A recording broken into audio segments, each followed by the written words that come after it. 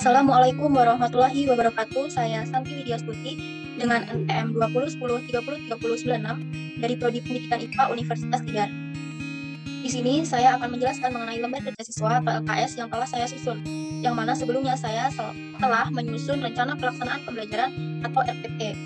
Nah, untuk rencana pelaksanaan pembelajaran atau RPP ini, yaitu saya menyusun KD 3.9 dan juga 4.9 untuk kelas 9, yang mana untuk KD 3.9 ini yaitu menghubungkan sifat fisika dan kimia tanah, organisme yang hidup di dalam tanah, dan pentingnya tanah untuk keberlanjutan kehidupan. Kemudian untuk KD 4.9 menyajikan hasil penyelidikan tentang sifat-sifat tanah dan pentingnya tanah bagi kehidupan. Nah, di sini saya telah membuat RPP, saya menyusun LKS sesuai dengan RPP yang telah saya susun, yang mana dalam RPP yang tadinya saya membagi KD menjadi 4 pertemuan, sehingga dalam LKS atau lembar kegiatan siswa ini saya juga membuat 4 LKS. Nah, untuk lembar kegiatan siswa yang pertama ini, sesuai KD-nya tadi 3.9 dan 4.9, saya menggunakan atau menyusun indikator pembelajaran menjadi 5, yang mana yang pertama menjelaskan pengertian tanah, kedua mengidentifikasi komponen-komponen tanah, ketiga menyebutkan sifat-sifat yang dimiliki tanah, 4 membandingkan jenis-jenis tanah, dan yang kelima menemukan perbedaan pada lapisan tanah. Nah, untuk tujuannya ini sama seperti atau sesuai dengan indikator pembelajaran yang telah disusun. Yang mana di sini tujuannya ada menjelaskan pengertian tanah dengan jelas dan benar, mengidentifikasi komponen-komponen tanah secara teliti, menyebutkan sifat-sifat yang dimiliki tanah dengan benar, membandingkan jenis-jenis tanah secara rinci dengan benar, dan menemukan perbedaan pada lapisan tanah dengan tepat dan jelas. Kemudian setelah menyusun tujuan, di sini saya memaparkan sedikit materi pembelajaran atau ringkasan materi tentang materi yang akan diajarkan pada LKS pertemuan 1 atau pada kegiatan pembelajaran di pertemuan 1. Kemudian untuk langkah kegiatannya di sini dengan perintah mengumpulkan peserta didik sesuai dengan kelompok yang telah dibuat. Kemudian di sini peserta didik diperintah untuk mengamati mengenai link yang telah disediakan, yang mana di sini ada link YouTube berupa jenis-jenis tanah, kemudian pengertian tanah. Kemudian di pertemuan 1 ini juga saya memaparkan atau memasukkan gambar mengenai gambar jenis tanah untuk mendukung kegiatan pembelajaran pada pertemuan 1. Nah, setiap kelompok dalam kegiatan pembelajaran di pertemuan 1 ini diperintah untuk meringkas informasi dari link materi, kemudian membuat interferensinya. Kemudian di sini juga disediakan berbagai pertanyaan-pertanyaan yang berkaitan dengan pertemuan 1.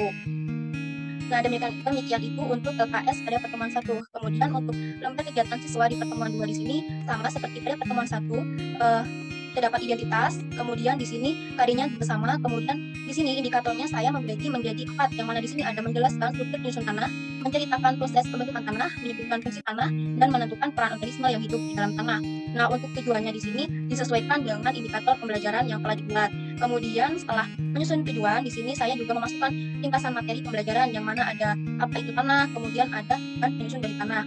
Nah, untuk langkah kegiatan dalam LKS pertemuan 2 ini juga hampir sama dengan LKS pada pertemuan 1, yang mana yang membedakan hanyalah materi pembelajaran yang diajarkan pada pertemuan 2, yang mana di sini sehingga link YouTube yang saya masukkan atau yang saya jadikan sebagai pedoman dalam pembelajaran juga berbeda, yang mana di sini saya memaparkan link YouTube berupa struktur penyusun tanah, proses pembentukan tanah, dan juga link web berupa jenis tanah. Nah, untuk perintahnya juga sama seperti pada LKS pertemuan 1 yang didukung dengan pertanyaan-pertanyaan yang nantinya akan dikerjakan oleh peserta didik. Kemudian untuk selanjutnya yaitu mengenai LKS kegiatan siswa pada pertemuan 3, sama diawali dengan identitas di sini, kemudian KD-nya juga sama seperti pada RPP, kemudian di sini indikatornya saya juga membaginya menjadi 4. Yang mana pertama yaitu hubungan sifat dengan peran organisme yang hidup dalam tanah terhadap keberlangsungan kehidupan. Kedua, hubungan struktur dengan peran organisme yang hidup dalam tanah terhadap keberlangsungan kehidupan. Kemudian yang ketiga, hubungan fungsi tanah dan peran organisme yang hidup dalam tanah terhadap keberlangsungan kehidupan dan faktor pembentuk tanah. Untuk tujuannya yaitu sesuai dengan indikator pembelajaran. Nah, di sini juga saya memaparkan beberapa materi pembelajaran yang mendukung kegiatan pembelajaran di pertemuan 3. Untuk langkah kegiatannya juga hampir sama dengan pertemuan 1 dan 2, namun yang membedakan di sini saya memasukkan link artikel yang nantinya akan dijadikan sebagai referensi peserta didik. Kemudian juga ada link YouTube dan didukung dengan gambar mengenai gambar lapisan tanah. Untuk perintah pembelajarannya juga sama seperti pada LKS pertemuan 1 dan 2 yang didukung dengan pertanyaan-pertanyaan yang sesuai dengan materi pembelajaran yang nantinya akan dijawab oleh peserta didik. Nah, untuk LKS pertemuan 1, 2, dan 3 ini nantinya hasil akhir dari peserta didik ini nanti dapat menuliskan kesimpulan dari materi yang dipaparkan atau dari materi yang diperhatikan dari link referensi atau YouTube yang telah disediakan oleh guru. Kemudian pada lembar kegiatan siswa yang terakhir yaitu pertemuan 4 di sini berbeda dengan LKS pertemuan 1, 2, dan 3. Nah, di sini dimulai dengan identitas, kemudian KD-nya sama, kemudian Untuk indikator pembelajarannya di sini ada 3, yaitu menjelaskan upaya yang harus dilakukan dalam mengelola tanah, melakukan percobaan penyelidikan tentang sifat tanah terhadap keberlangsungan kehidupan, dan membuat laporan hasil penyelidikan tentang sifat dan pentingnya tanah terhadap kehidupan dan mendiskusikannya dengan teman. Nah, di sini tujuannya sesuai dengan indikator pembelajaran. Kemudian untuk LKS di pertemuan 4 ini difokuskan untuk melakukan kegiatan percobaan atau penelitian yang berkaitan dengan tanah. Sehingga di sini saya memaparkan sedikit dasar teori mengenai tanah, kemudian yang didukung dengan organisme yang ada di dalamnya, kemudian juga ada struktur dan juga fungsi dari tanah. Kemudian untuk melakukan praktikum pada LKS pertemuan 4 ini juga saya masukkan beberapa alat dan bahan yang terdiri dari lup, kardus, rafia, gelas mineral, dan sebagainya. Kemudian untuk langkah percobaan atau langkah praktikum sesuai dengan LKS pertemuan 4 ini, yaitu membuat kelompok yang terdiri dari 4 sampai 5 orang, kemudian pergilah ke halaman belakang sekolah atau tempat yang telah ditentukan, kemudian buatlah peta berukuran 1 x 1 meter dengan menggunakan tali rafia, dan selanjutnya di sini. Hingga nantinya peserta didik diperintah untuk mengamati organisme apa saja yang terperangkap dalam gelas dengan bantuan lup.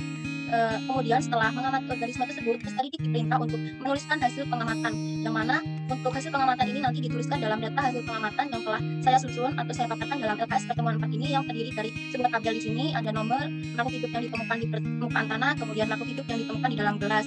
Nah, kemudian di sini nanti peserta didik disuruh merincikan pembahasannya, kemudian menjawab pertanyaan yang ada, kemudian kesimpulan, dan juga melampirkan lampiran berupa penilaian teman sejawat. Nah, untuk format dalam pembuatan laporan ini juga sudah saya paparkan atau tampilkan di dalam LKS pertemuan 4 ini.